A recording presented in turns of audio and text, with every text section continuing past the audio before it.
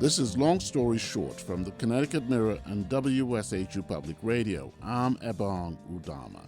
Connecticut bets on quantum computing to replicate Silicon Valley and unlock new economic growth. I think we definitely are seeing the beginnings of something that could be promising. And I think if the state executes everything well, this could hopefully pay off.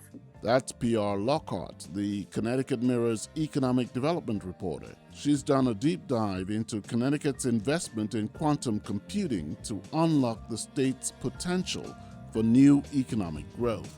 More to come after this. Hi, I'm Elizabeth Hamilton, Executive Editor of the Connecticut Mirror. Local journalism has struggled in Connecticut in recent years. It continues to struggle nationally. But CT Mirror is growing thanks to 2,200 donors who embrace our mission of informing Connecticut about public policy and holding government and candidates accountable to their constituents. If you want to be part of a Connecticut journalism success story, please make a gift to CT Mirror today. Just click the red donate button on the top right of any CT Mirror page. Hello, PR. Last November, Connecticut's Economic Development Director Dan O'Keefe announced with fanfare that the state is investing $121 million in a regional effort to develop quantum computing. Is that what prompted you to investigate this? By the way, what is quantum computing? Yeah, so I'll start with what quantum computing is first, and then we'll handle, kind of how I got into reporting. So I am not a physicist by trade. I'm going to give it probably a very basic explanation, but from what I've been told, quantum computing is really using the ability of quantum mechanics and quantum physics to really enhance how calculations get done. So if this technology is fully realized, in theory, computing power it goes up tremendously for certain types of applications. Now, So, Yale University is involved with this. In yes, what way? a couple of ways.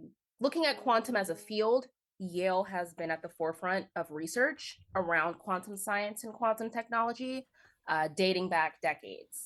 Last year, the Nobel Prize in Physics went actually to a Yale professor. He was part of a team that had made some foundational breakthroughs in quantum physics and quantum knowledge.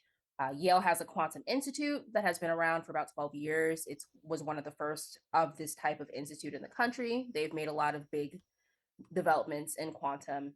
But as far as what I'm writing about in this recent story, I focus on Yale as being a part of this thing called Quantum CT, which is a nonprofit collaboration between Yale, the University of Connecticut, and the state.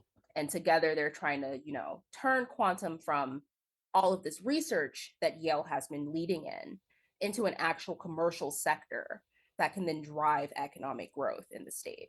So the $121 million, how was that invested? What has happened to this point is there was $1 million that was given out early to kind of help support some of the foundational, building of this network that is going on in the state right now.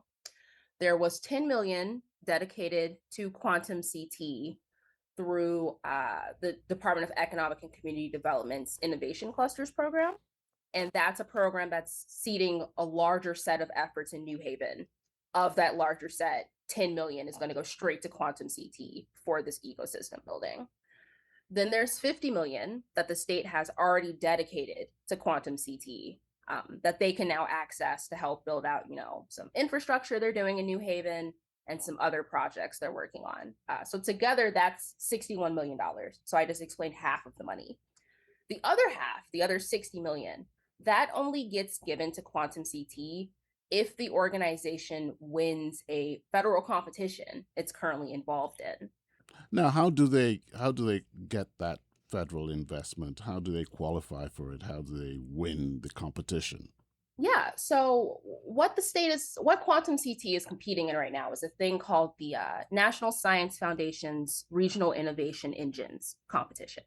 It's a competition meant to basically increase economic development projects based on science and technology. And it's meant to increase these efforts in parts of the country that don't traditionally, have these sorts of economic technology-based efforts. That competition opened in 2024. We've been competing in it for a minute. Quantum CT is actually now a finalist in the competition. So it's now one of 15 projects eligible for federal funding.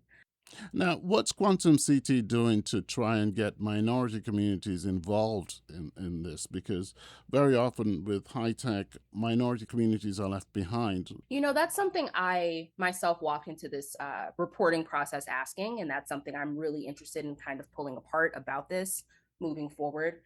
So far, Quantum CT's done a couple of things they've told me about. They've launched a community impact pilot.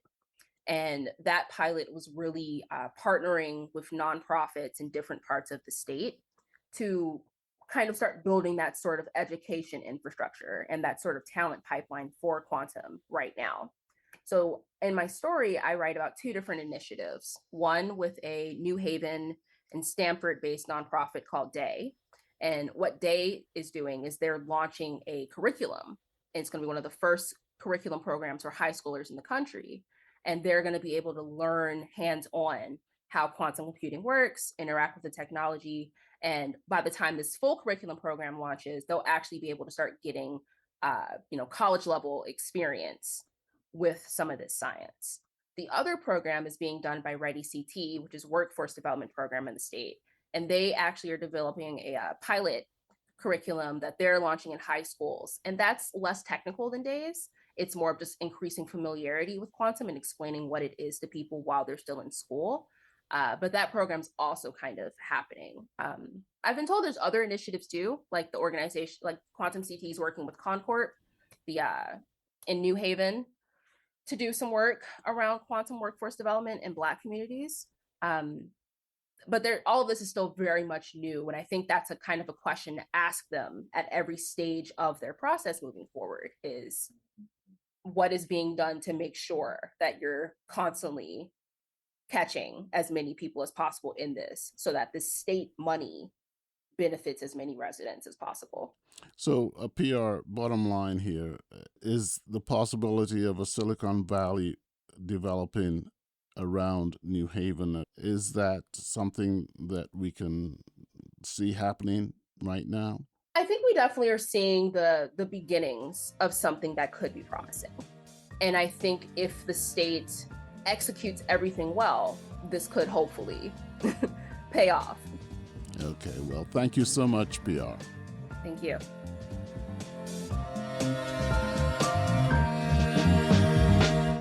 Long Story Short is hosted by me, Ebong Udoma, and produced by Molly Ingram.